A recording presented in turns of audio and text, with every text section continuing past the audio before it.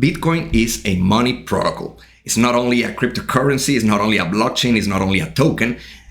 Being a protocol is what sets it apart from the rest of the blockchains and tokens that you see out there. Thank you for joining me again to another episode. In this episode, I want to explain a little bit how Bitcoin is actually different from all these other cryptocurrencies. You may have heard many Bitcoin maxis say it's Bitcoin, not crypto, and there is a lot of truth behind that. And the reason why is because unlike many other tokens, you can think of Ethereum, Cardano, Ripple, whatever, Bitcoin actually originated organically and originated without any value, originated from geeks that were not cryptocurrency geeks. They were cryptography geeks that were trying to find some protocol, some network that will enable the transfer of value from one side to the other without the need of any intermediary. So that is completely different from, for instance, Ethereum, where you have Vitalik Buterin as a public figure that has influence over the direction that the project will take. You have the Ethereum Foundation, which was, again, part of what originated this whole project. And by the way, Ethereum, unlike Bitcoin, was pre-mined. There were some original stakeholders that accumulated a lot of tokens, whereas Bitcoin truly originated in an organic fashion. Now, the same applies for every other token. You will have Cardano, you will have XRP with Ripple Labs. All of these entities only represent risk on the other side of your investment or your equity on these blockchains. And you need to understand that when you have risk, you have the risk of them changing the issuance policy, changing how the network behaves. In the case of Ethereum, they have changed from proof of work to proof of stake. They have changed the issuance pace. They have changed many things that you may not realize.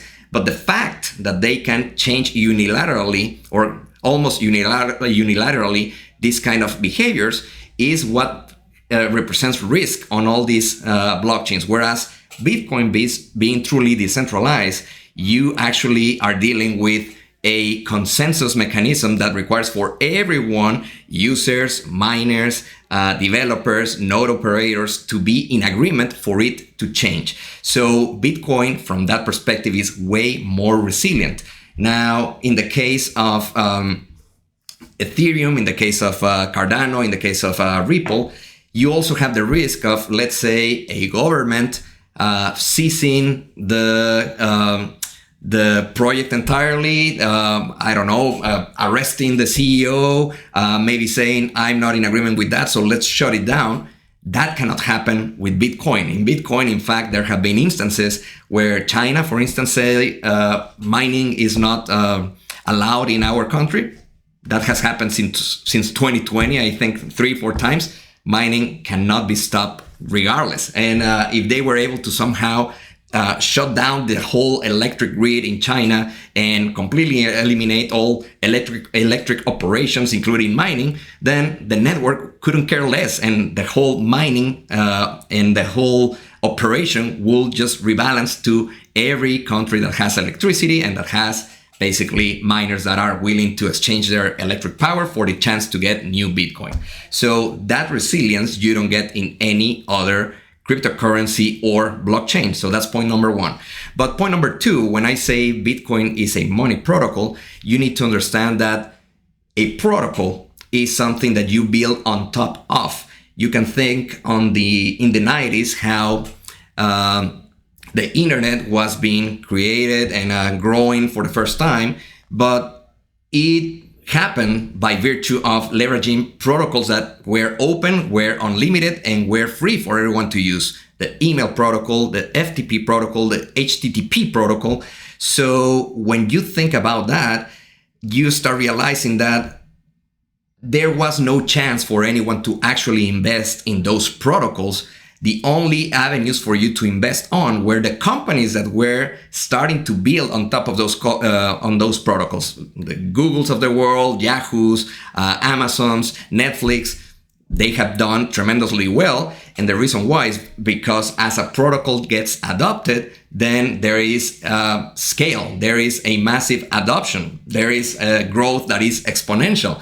And all those companies that I just mentioned just became super wealthy companies, created billionaires, created wealthy people. Whereas the people that actually created openly FTP, HTTP, and all these other protocols, not necessarily got completely wealthy and rich. So that is a difference that I want you to realize is happening with Bitcoin. Bitcoin is the first time where you have an underlying protocol that you can actually own a piece of. And when you own a piece of a protocol that is being adopted by other companies and where companies are building on top of, it is the first time where you have the opportunity to actually own a piece of something that, if it keeps with its adoption trajectory, if it keeps getting adopted by companies as treasuries and as an asset for them to build on top of, then you have an opportunity of explosiveness that has never been seen before. Think about how Strategy has been issuing now preferred stocks that emulate some T-bills or some dividend yielding stocks that will be fixed income.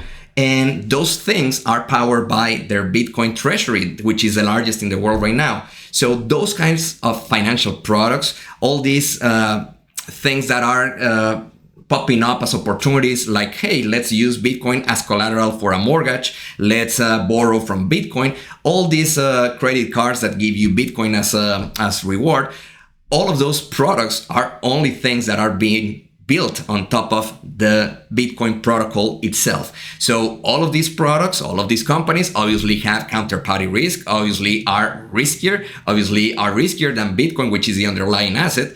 But the underlying asset is pristine, is immaculate, it is completely indestructible and immutable. So just reflect on that. For the first time, you actually have an opportunity to own a digital protocol of ownership, of money, and of scarcity. So hope this has been valuable. Please like, share, and subscribe, and this will help me tremendously. And until the next one, see ya.